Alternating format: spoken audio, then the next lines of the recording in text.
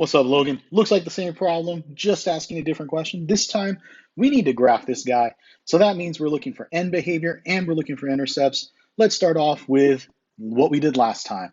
All right, now, if you don't understand everything that's going on here, you may want to take a look at the notes, but the first thing I'm going to do is I'm going to try to figure out what the degree of this polynomial is. So that's the first thing is what is the degree of this thing? You'll notice that you got three linear factors. This tells us that the degree is 3. 1, 2, 3. 3 linear factors right there. All right, next, what is the leading coefficient sign? Is it positive or is it negative? You'll notice that it's -2 right here. So right now I'm like, oh, this is a negative function.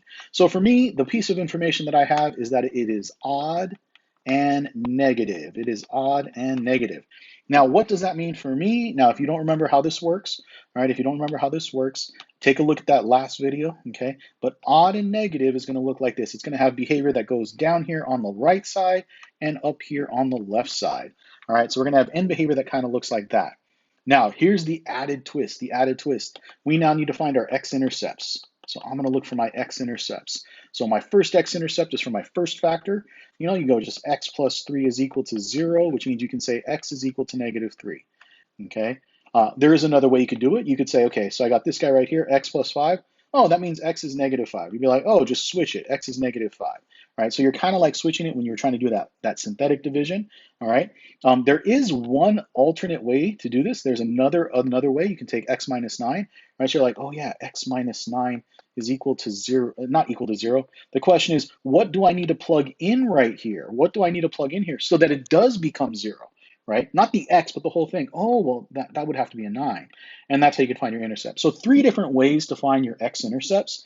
You can set the factor to 0, right? You can just take the opposite of what is being added or subtracted, kind of like we did in the red one. Or you could think about what would I plug into that factor so that it does turn into 0. Any of those options work. This is traditionally what most people would do. All right, so now we're going to take that information and we're going to plot those points.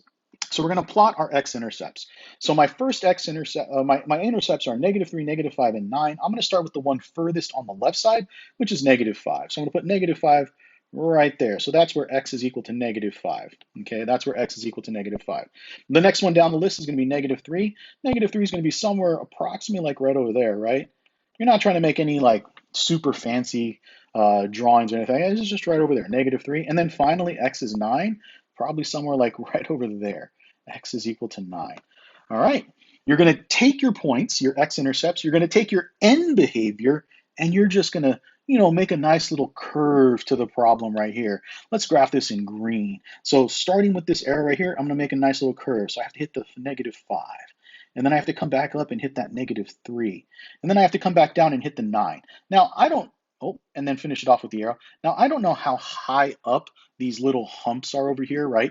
The maximum and the minimum, we call them critical values. We don't know where those curves are, but we do know that those curves have to exist to get back down. So as I'm graphing it, one more time, as I'm graphing it, let me get a different color.